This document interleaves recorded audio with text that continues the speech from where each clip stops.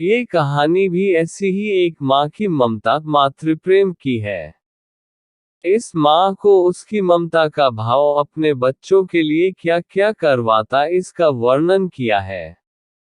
दापोर नाम का एक छोटा सा अविकसित गांव था। गांव का विकास नहीं, मतलब गांव में रहने वाले लोगों का विकास नहीं।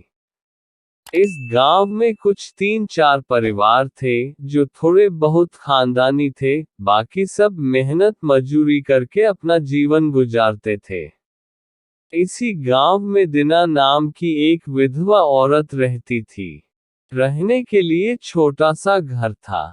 2 बच्चे थे, शायद एक 5 साल का और एक दूसरा 3 साल का होगा। दीना का पति बहुत मेहनती था। वो दीना को किसी चीज की कमी महसूस नहीं होने देता था, या कैसी भी हालतों में साथ नहीं छोड़ता था। कैसी भी परिस्थिति हो, दोनों साथ मिलकर सामना करते थे। पर कौन जाने किस पर कौन सा अनर्थ कब आ जाए। दीना के जीवन में ऐसी घटना घटी कि उसी घटना ने दीना के पति को दीना से छीन लिया। बच्चों के लिए दीना को अभी कुछ काम करना ही था। इसलिए दीना अपने दोनों बच्चों को साथ में लेकर जहां काम मिलता वहीं जाया करती थी।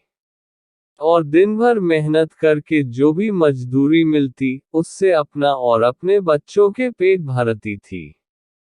ऐसा ही समय बीतता गया और चलता रहा। लेकिन एक दिन दीना को शरीर में थोड़ी कमजोरी महसूस होने लगी। फिर भी वह काम पर गई। ऐसे ही 2-3 दिन दीना काम पर जाती रही, लेकिन उसकी शरीर की कमजोरी कुछ ठीक नहीं हो रही थी, बल्कि और बढ़ती जा रही थी। ऐसे में काम पर जाना दीना के लिए कठिन हो गया। दीना बहुत चिंतित रहने लगी, अगर काम पर नहीं गई तो मेरे बच्चे भूखे मर जाएंगे।